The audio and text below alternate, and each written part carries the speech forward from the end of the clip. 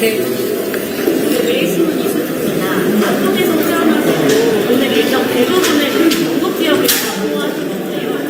경북 지역 방문해 보시니까 어떠신지 소감 한 말씀 부탁드립니다.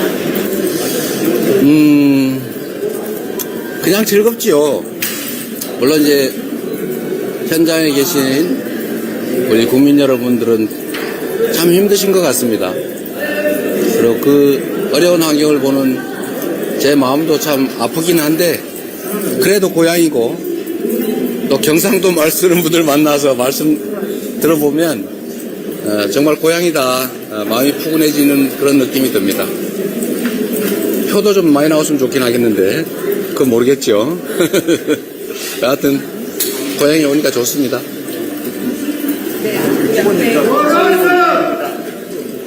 조선일보 이종 잠깐만. 저 끝나거나 합시다. 자, 다 정리됐어요? 정리됐어. 자, 네. 아까 질문이랑 좀 이어지는 건데, 이제 경북 지역이 원래 민주당에 좀 험지로 네. 알려져 있고, 저번 대선에서는 20% 초반대 됐었는데, 이번에 좀 돌아보시면서 어떠신지, 그리고 이제 이번에는 좀 대구 경북 지역에서 많이 표를 받으실 수 있을 것 같아서 직접 느끼시는 게 궁금합니다. 글쎄 잘 모르겠어요. 그래도 정치인들은 가끔씩 함정에 빠지는데, 다 만나보면 다들 좋아하세요. 박수 쳐주시고 응원해 주시는데, 막상 뚜껑을 열어보면 좀 다른 경우들이 있습니다. 뭐 경북이 우리 민주당 입장에서는 대구만큼이나 어려운 지역인데, 언제나 우리는 오해를 벗기 위해서 또 희망을 함께 나누기 위해서 최선을 다합니다. 그러나 이번 6월 3일 이번 대통령 선거는 이 나라의 운명이 걸린 매우 중요한 선거입니다. 네 편, 내 편, 또 색깔 이런 걸 따지기 전에 진정으로 나라를 위해서, 이 나라 국민들의 더 나은 삶을 위해서 첫째로 충직하고 두 번째로 유능한 그런 일꾼이 누구인가를 잘 판단해 주시기를 새삼 당부드릴 뿐입니다. 최선을 다하겠습니다.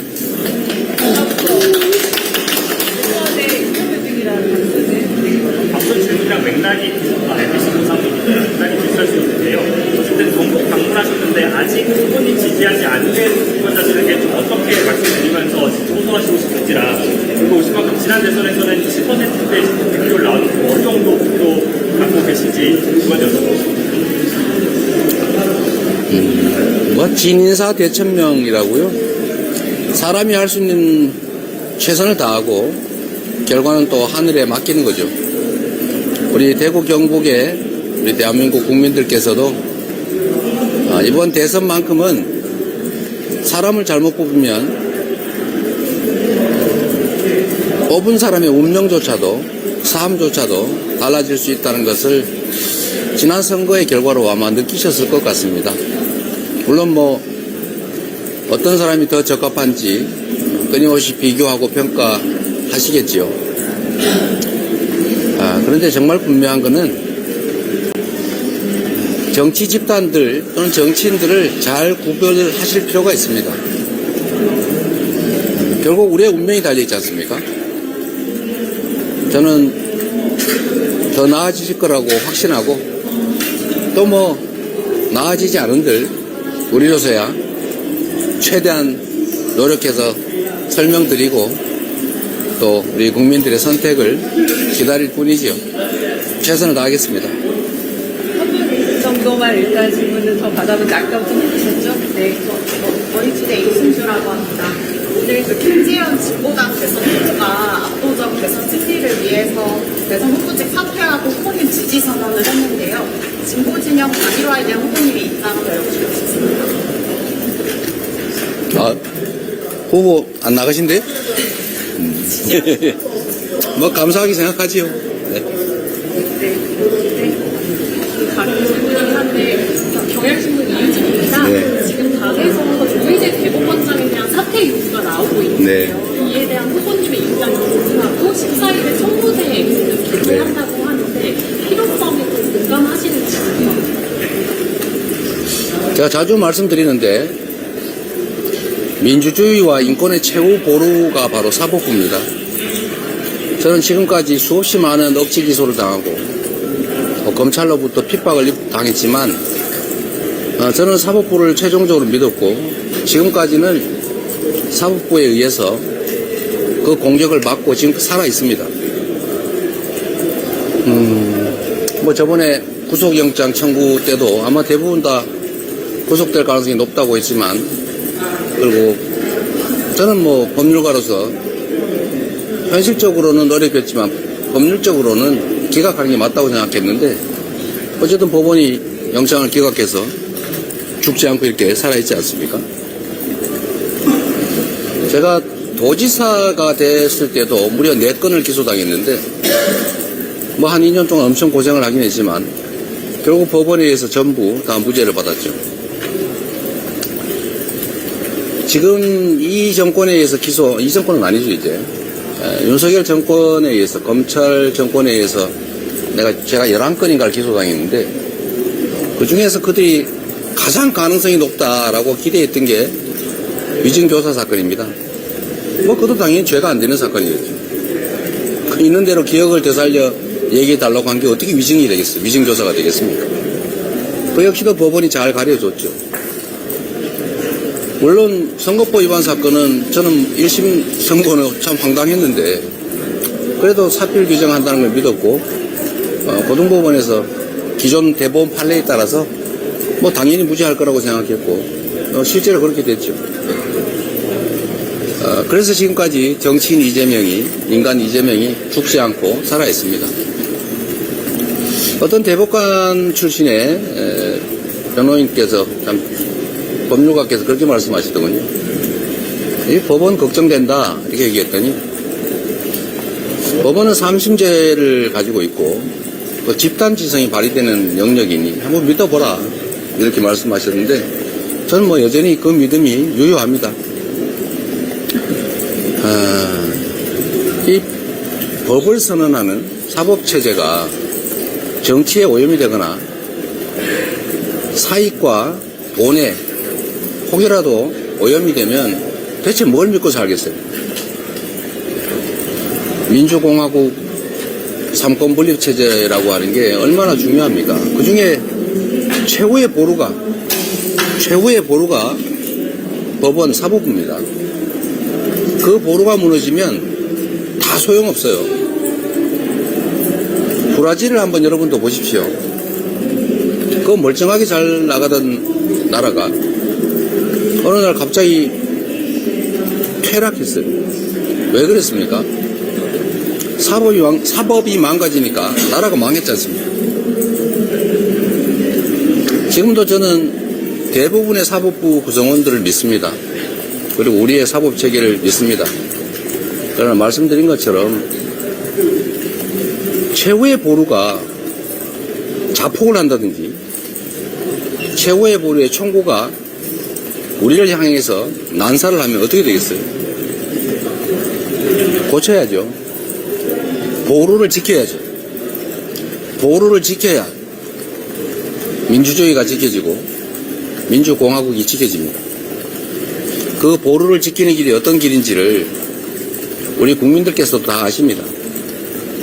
사법부 구성원들도 다 알고 있죠. 정의와 상식, 합리에 따라서 헌법부가 법률에 따라서 모두들 잘 판단하고 잘 처리할 거라고 믿습니다. 네. 죄송한데 저희가 일정이 그냥 놔두세요. 밀렸는데 하나만. 아니 뭐 저도 할 말이 좀 있으니까 하라고. 비가 와서 오늘 일정이 많이 밀려서 네. 이어지는 질문이어가지고 사실 질문 드렸는데 전국 법관 회의가 26일로 잡혔습니다. 며칠이요? 26일로 잡혔는데요. 아 상당히 늦게 잡혔네요. 그래서 후보님 사건 관련이니까 한번 말씀 부탁드리고 또 아까 가보신 기념관 신문으로 추가를 하셨는데 어떻게 그렇게 또 하시게 됐는지도 말씀해주세요. 일단 저는 우리 사회가 앞으로 해결해야 될 제일 중요한 과제 중에 하나가 물론 먹고 사는 문제를 해결하는 게 제일 중요하겠습니다만 그거 별로 중요하지 않는 걸 가지고 좀 덜 싸웠으면 좋겠어요. 좌니 우니 파란색이니 빨간색이니 물론 차이들이 있으면 그 차이를 드러내고 조정할 필요가 있습니다. 뭐 없게 할 수는 없죠. 그러나 차이는 차이일 뿐이죠. 다르다고 해서 틀린 건 아닙니다. 근데 우리는 다르기만 하면 제거하려고 해요. 제거하고 자기만 살겠다는데 세상에 그게 가능합니까? 음지가 있으면 양지가 있는 거고 산이 높으면 골도 깊은 것인데 내가 이쪽을 생각하면 저쪽이 생각하는 사람도 있죠. 동전도 앞면이 있어야 뒷면이 있는 거 아닙니까? 그래서 서로 존재를 인정해야 됩니다. 그리고 차이 크지 않아요. 조정하면 됩니다. 뭐 양보를 크게 안 해도 돼요.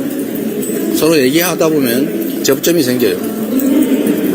제가 이런저런 현안을 가지고 입장이 다른 사람들 간에 이렇게 모여서 토론을 많이 하게 합니다. 제가 시정을 할 때도 도정을 할 때도 뭐 계곡 상인들 그 불법 시설물 때문에 뭐 철거하고 대안을 세울 때도 다 모여서 대화를 해봅니다.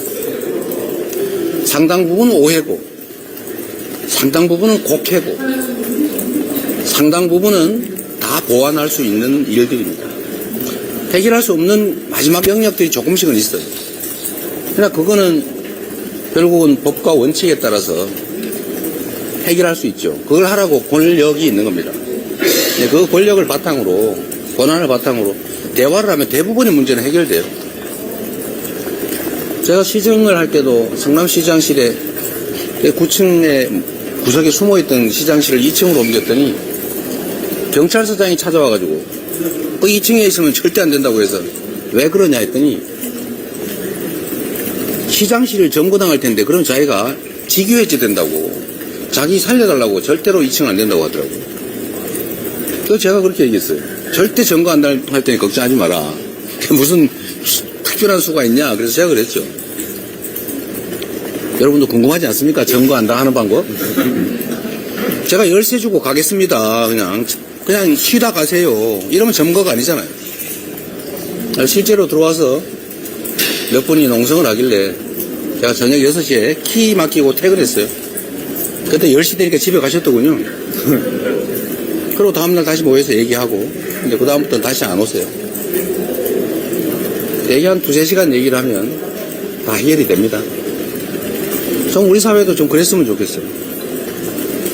안 싸워도 될 걸 가지고 너무 많이 싸워요. 특히 정치가 그걸 부추깁니다. 우리 주민들은 살기 어려워서 웬만한 건 양보하고 대화하고 타협할 생각이 있는데 정치하는 사람들이 자신들의 정치적 이익 때문에 그걸 부추기고 요만한 걸 이만하게 만들고 없는 걸 또 만들어요. 그러지 않는 게 매우 중요하겠다 그런 생각이 듭니다. 법관회 얘기하셨군요. 저는 금방 열릴 줄 알았는데 상당히 뒤로 미뤄졌네요. 그것도 아마 문제를 해결해 가는 과정 중에 일부일 것 같습니다.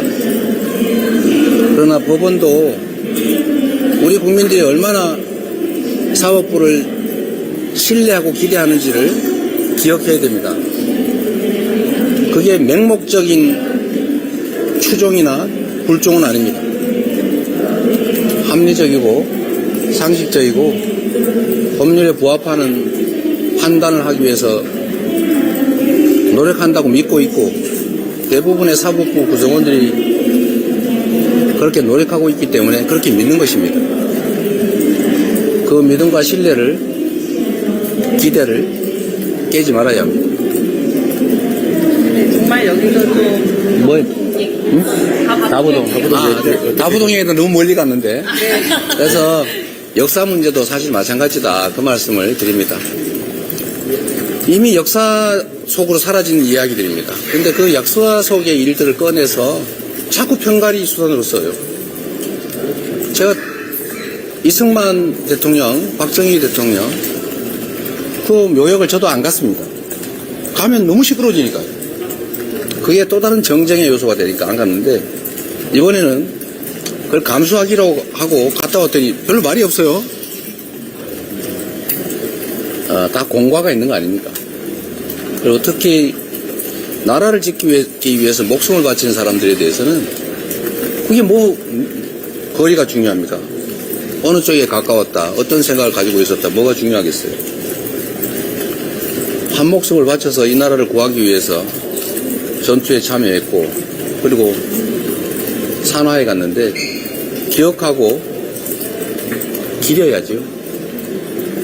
근데 이번에 일정에 빠졌길래 제가 꼭 긴 시간 걸리는 것도 아닌데 한번 가자고 해서 갑자기 갔다 왔습니다. 뭐 갔더니 볼 것도 있고 괜찮더군요. 네. 볼 것도 있고 괜찮다고. 죄송합니다. 저희 진짜 여기서 조금 정리하겠습니다. 네. 하나만. 진짜 딱 하나만 갖고 끝내겠습니다. 죄송합니다. 네. 오늘 발언하시면서 아주 멋있습니다. 오늘 발언하시면서 12월 3일 비상기업을 주권자 국민들이 뭉쳐서 이겨냈다는 말씀 반복해서 해주셨는데요. 12월 3일을 국가기념일로 지정하는 것을 공약화하실 계획도 있으신가요? 그런 요구를 12월 3일을 기념하자라는 그런 요구나 주장이 많기는 합니다. 그런데 저는 아직은 깊이 생각해 보진 않았어요. 우리가 6.25를 기념을 하고 있잖아요. 전쟁 발발일이잖아요.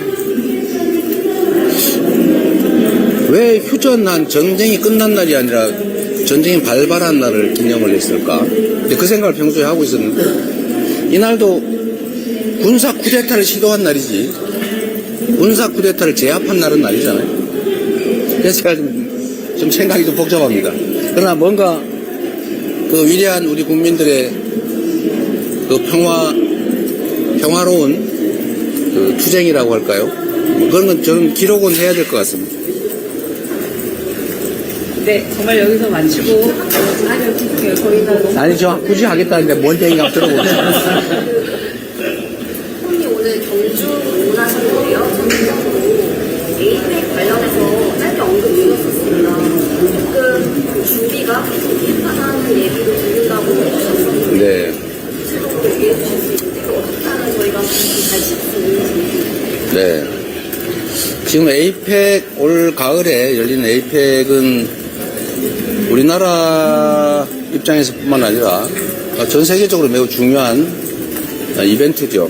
그리고 우리는 그 자리에서 아마도 푸틴과 시진핑, 트럼프 이 세계 정상들이 만나게 될 가능성이 상당히 있습니다. 매우 중요한 국제 행사인데 지금 일각에서 시설물 준비나 이런 게 매우 우려된다는 의견들이 많습니다.